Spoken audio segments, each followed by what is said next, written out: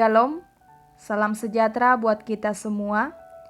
Sebelum kita mendengarkan firman Tuhan pada hari ini, mari kita berdoa. Bapa kami yang ada di surga, kami mengucapkan syukur dan terima kasih atas kehidupan yang boleh kami rasakan hari ini. Pada saat ini kami mau mendengarkan kebenaran firman-Mu yang akan menjadi pedoman hidup kami. Berikan kami Roh Kudus-Mu agar kami dapat memahami, melakukannya dalam kehidupan kami. Dalam nama anak-Mu Tuhan Yesus Kristus, kami berdoa. Amin. Bapak, Ibu, dan Saudara yang terkasih, firman Tuhan buat kita pada pagi ini tertulis di dalam Roma 12 ayat 19. Demikianlah firman Tuhan. Saudara-saudaraku yang kekasih, janganlah kamu sendiri menuntut pembalasan, tetapi berilah tempat kepada murka Allah. Sebab ada tertulis, pembalasan itu adalah hakku. Akulah yang menuntut pembalasan, firman Tuhan. Di bahasa Batak, di Dokdo, hamu akka nahinolongan, unak kamu mar dulu, pasahat hamu mari masih tu debata, ay tersurat do, di au do pamaloson, au pe mamaloson, ninna Tuhani. Demikianlah pembacaan firman Tuhan. Bapak, Ibu, dan Saudara yang terkasih, dalam kehidupan ini, pembalasan sering kita lakukan terhadap orang lain, baik membalas perbuatan yang positif kepada kita atau membalas perbuatan yang negatif terhadap kita. Membalas perbuatan yang bersifat positif tidaklah menjadi sebuah masalah.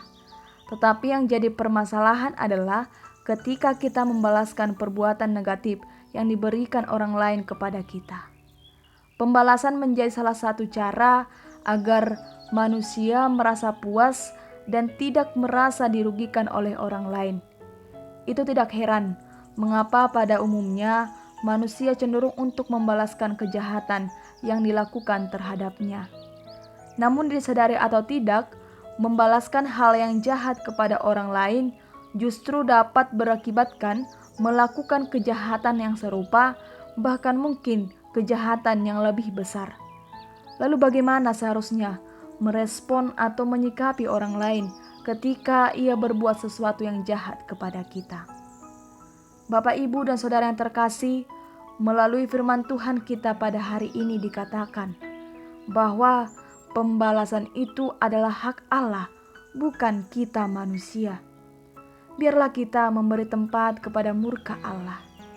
Allah lah yang menciptakan seluruh dunia ini. Karena Ia adalah pencipta, maka Dialah yang memiliki hak dalam dunia, termasuk melakukan pembalasan.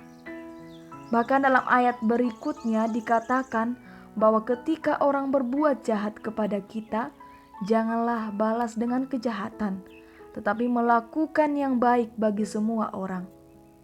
Amarah dalam hati sering membuat kita buta akan perintah Tuhan dalam firman-Nya, sehingga kita melakukan hal-hal yang bertentangan dalam firman-Nya. Ingatlah, Tuhan itu Maha Adil, dan pada saatnya Dia akan menunjukkan kuasa dan keadilan-Nya berdasarkan kasih-Nya yang tiada taranya. Lalu apa yang harus kita lakukan? Tetap melakukan hukum terutama dan utama, yaitu kasih.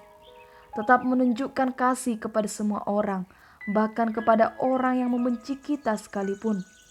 Menunjukkan kasih dengan cara melakukan yang baik secara moral di hadapan semua orang.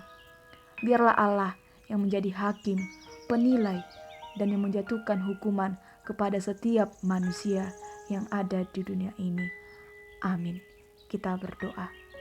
Terima kasih ya Tuhan Allah atas firman-Mu hari ini, agar kami tidak membalaskan kejahatan dengan kejahatan. Sadarkan kami ya Tuhan, bahwa Engkau adalah hakim yang berhak melakukan pembalasan kepada manusia. Biarlah firman-Mu yang kami dengarkan pada hari ini dapat kami lakukan dalam hidup ini. Pada saat ini juga Tuhan, kami akan melakukan aktivitas kami. Tetap sertai kami dan berikan kami kekuatan. Ampuni dosa dan kesalahan kami. Dalam nama anak-Mu Tuhan Yesus Kristus, kami berdoa dan mengucapkan syukur kepada-Mu. Amin.